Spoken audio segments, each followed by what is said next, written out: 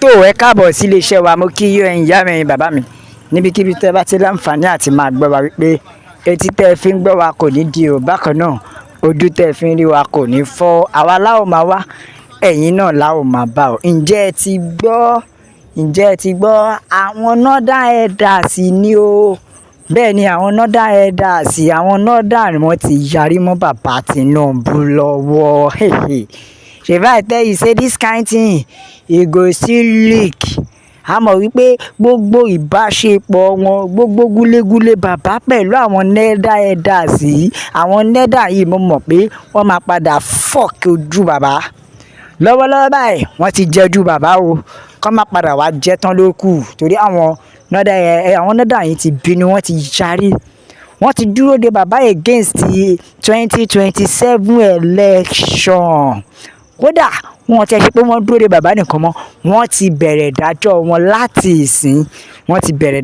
láti ìsìn lọ. Ẹ wo northern elders Nigeria revive plan to remove Bola Tinubu àwọn northern wọ́n sọ gbogbo bí àwọn ṣe fẹ́ yọ bàbá Tinubu ṣé ẹ mọ̀ tẹ́lẹ̀tẹ́lẹ̀ pé ara nǹkan tá à ń sọ fún bàbá Tinubu nìyẹn wípé ṣe eré àwọn aráabí tẹ́ ẹ sinmi léyìí kò sí èèyàn nínú wọn ẹranko lásán ìkejì ajá ló pọ̀ nínú wọn torí bí bẹ́ẹ̀ ni nítorí asọ́ngbà yẹn pé àwọn aráabí yóò ṣe sinmi léyìí wọn ò ṣe sinmi léyìí ṣùgbọ́n gúlégúlé àwọn àti àwọn nẹ́dà wọn ti wá padà jẹ ojú bàbá o wọ́n ti jẹ ojú bàbá bẹ́ẹ̀ bá gbàgbé ṣe mọ̀ pé àwọn àgbààgbà Fúlàní iná àwọn Kabas wọ́n níye meeting upon meeting tí wọ́n ń ṣe gbogbo ìpàdé tí wọ́n ń ṣe léraléra láti lè rí wípé àwọn yọ bàbá Tinubu lórí oyè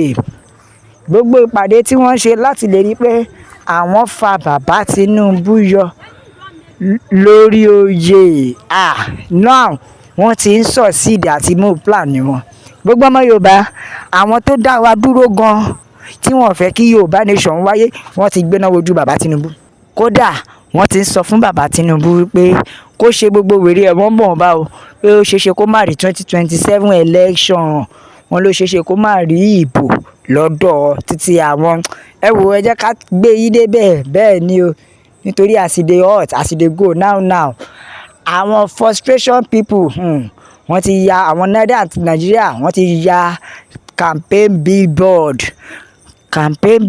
fún president Bola Ahmed Tinubu ìyẹn fún 2027 re-election bẹ́ẹ̀ ni o ìyẹn fún 2027 re-election wọ́n ti bínú tán kí ló dé fà á bí kò ṣe pé current situation economic Nigeria ìyẹn bí gbogbo nǹkan ṣe gbówó lérí tó dẹ̀ jẹ́ pé gbogbo nǹkan wọ́n àti bí ò dẹ̀ ṣe sí oúnjẹ nínú ìlú tí ebi ń pa mẹ̀kúnnù ebi ò tiẹ̀ wá pa mẹ̀kúnnù nìkan ebi ń pa everybody ebi ti fẹ́ fọ́ ojú everybody ìyẹn ló jẹ́ kí ìyẹn tún di kọ́kọ́ àti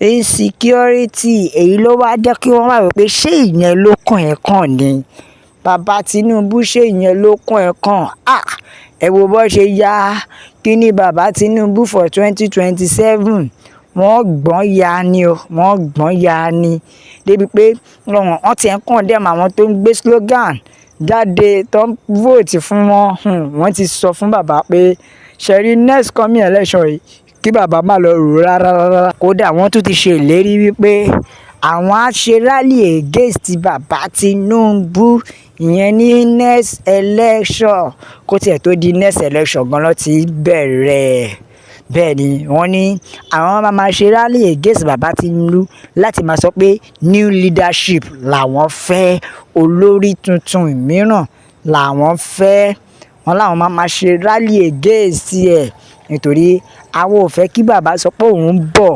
rárá tó túmọ̀ sí wípé ó ṣeé ṣe kí bàbá má padà rí ìbò láti ọ̀dọ̀ àwọn northern yìí látọ̀dọ̀ àwọn northern yìí ó ṣeé ṣe láti ọ̀dọ̀ àwọn òkè ọya lọ́hùn kí bàbá má rí ìbò ìyẹn ní 2027 election.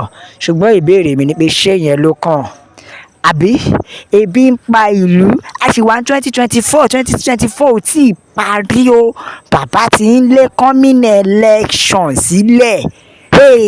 Gbogbo ọmọ Yorùbá ẹ jẹ́ ká ronú wa o. Ẹ jẹ́ ká ronú wa. Ṣé ti rí i pé àwọn aráabí yìí ò tiẹ̀ fẹ́ sọ nípa ìtẹ̀síwájú àfi àpótí wọn nìkan. Àwọn aráabí ò tiẹ̀ fẹ́ sọ problem tó bá ìlú àfi àpótí wọn nìkan. Ẹ wo ìgbà tí bàbá give speech tó sọ pé we are hoping wọ́n ti hope ti tán. Now bàbá ti wá ṣe funniest thing. Bàbá ti wá ló ń prepare election 2027 sílẹ̀. Ẹ jọ ṣé kí ebi pa àwọn ará ìlú before 2027 yẹn ni? Kò tiẹ̀ sọ pé káwọn tiẹ̀ neutralize everything kó balance. Ibẹ̀ lọ̀kan ti jẹ́ kó yé wa ó ní ta èwo nínú yín ló lọ gbé billboard síta. Èwo nínú yín ló gbé billboard síta pé ó sure pé bàbá kọ́ ló máa gbé eléyìí síta. Ṣé bàbá tí ò tí ì lo ọdún méjì ẹ̀ ló ti di ẹni tó ti ń sáré kàmpéènì? Bẹ́ẹ̀ ni o, ló ti dẹni tó ń kàmpéènì. Ibẹ̀ lọ̀kan ti ní ṣé wọ́n tún ní ẹlòmíì tó tún lè ṣe ju ẹgbẹ́ APC lọ ní ìyẹn Buhari àti Tinubu. Rí pé tí ó bá jẹ́ pé wọ́n lẹ́lòmíì ní kó tí àti kúrò lẹ́gbẹ́ APC pé ìyẹn sì tún máa rọ̀ wọ́n lọ́rùn, ṣùgbọ́n wọn ò lẹ́lòmíì o. Ìkan tiẹ̀ ní is Buhari, they should point finger at you. Ní Buhari ló yẹ kó bú o, pé Buhari ló yẹ kó nàka sí, pé kò ń ṣe Tinubu nítorí ohun tó bá ń bẹ̀ nìyẹn. Ibẹ̀ lọ̀kan ti ní òun tiẹ̀ ń gbàdúrà káwọn nọ́dà sí tiẹ̀ lọ́pọlọ lọ́jọ́ kan. You people allow yourself to be manipulated by your leaders. Àwọn olórí wọn gbádùn, àwọn ń jẹ̀yà lábẹ́lẹ̀.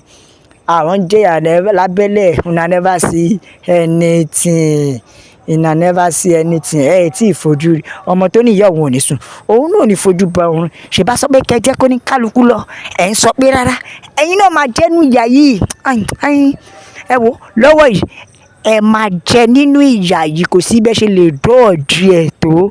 Ẹ̀yin náà máa ní ìpinnu ẹ̀ àkókò ti àbí torí ẹ̀ la ṣe ń pariwo. Ẹ jẹ́ kó ní kálukú lọ lọ́tọ̀ọ̀tọ̀. Ẹ pín orílẹ̀-èdè yìí, kò sí kankan mọ́ lórílẹ̀-èdè yìí. Àbí kí ló tún kù? Nílùú tó jẹ́ wípé ebi ti fọ́ ojú everybody àti jẹun ti di ìṣòro. Ẹ wo ẹ̀yin ìyá mi, bàbá mi, ẹ bá mi share, ẹ jẹ́ kó lọ viral. Ẹ like, ẹ subscribe, ẹ tẹ̀ sójú ẹ̀. Ẹ jẹ́ ó yé àwọn èèyàn pé Yorùbá nation ni o, no retreat, no surrender. La fi ń sọ fún yín wípé ó dàbọ̀.